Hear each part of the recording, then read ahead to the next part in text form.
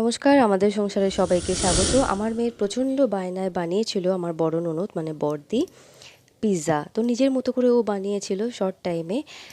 500 ময়দার মধ্যে না, হাফ কাপ সুজিও দিয়েছিল, তারপরে একটু দিল খাবার সোডা।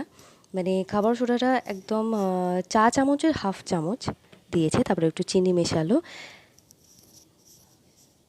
চিনিটা দেওয়ার পর একটু নুন দিল, নুনটা দিয়ে ভালো করে মিশিয়ে নিয়েছিল। তারপর একটুখানি তেল দিয়েছে, মানে সাদা তেল, তারপরে একটু টক দই মিশিয়েছে। ভালো করে মেশানোর পর মাখার পর তার মনে পড়েছে জোয়ানটা দেওয়া হয়নি। জোয়ানটা দিয়ে ভালো করে মেখে নিয়েছে, এরকম একটা সফট ডো তৈরি হয়েছে। এবার প্রফেশনালদের মতো আবার দেখাতে বলেছি বলে। আচ্ছা, 500 ময়দা মোটামুটি 6টা লেচিও কেটে নিয়েছিল দিদিভাই। তো বেলচি কী সুন্দর দেখো, পুরো গোল হয়েছে। আর আমাকে বলেছিল একটা করতে, নিজের মতো করে হাত দিয়ে চেপে চেপে, মানে দু হাত দিয়ে, এক হাত দিয়ে কী আরাম করেছিলাম আমি।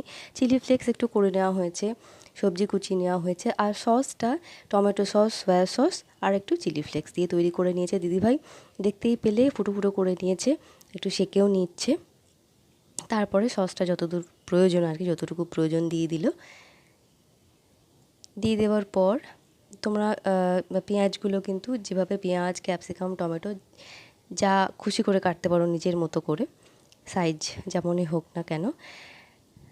খাওয়া নিয়ে ব্যাপার। চিজটাকে দেওয়ার সময় ও দেখলো যে প্রচণ্ড নষ্ট হচ্ছে বলে ছোটো ছোটো পিস পিস করেই কেটে দিয়েছে।